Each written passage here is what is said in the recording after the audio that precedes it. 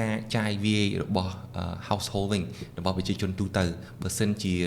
យើងចាយដុល្លារច្រើនឬក៏ដុល្លារវិនិយោគកម្មបែប household ហ្នឹងតើវាមានឥទ្ធិពលបែបណាខ្លះមកលើសេដ្ឋកិច្ចរបស់កម្ពុជាដែរប្រសិនបើ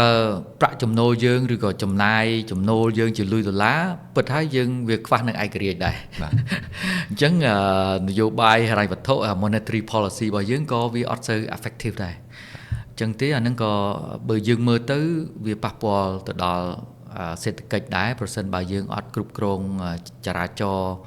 ប្រាក់ដុល្លារហ្នឹងក្នុងគេថាស្ថាន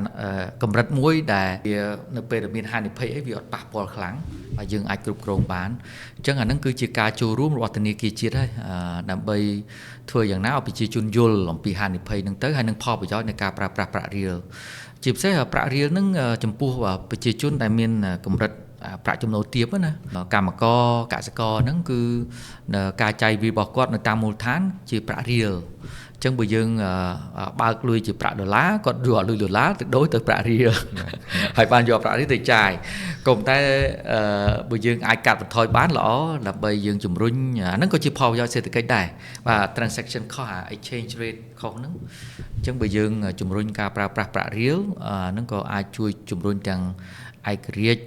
នយោបាយសេដ្ឋកិច្ចផងប្រសិទ្ធភាពនៃ monetary policy គោលនយោបាយហិរញ្ញវត្ថុផងហើយនិងជីវភាពប្រជាជនជាក់ស្ដែងផងហើយបើយើងយកកត្តាទាំងអស់ហ្នឹងទៅបញ្យល់ជាពិសេសកត្តាជីវភាពហ្នឹងខ្ញុំគិតថាគាត់អាចនឹងផ្លាស់ប្ដូរអេយ៉ាប័តបណ្ដាក៏ប៉ុន្តែអាហ្នឹងមិនមែនជាការចាប់បង្ខំស្អីទេប្រើប្រាក់រៀលឬក៏ប្រាក់ដុល្លារឬប្រាក់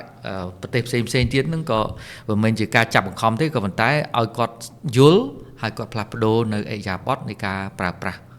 ប្រាក់រៀលហ្នឹងបាទ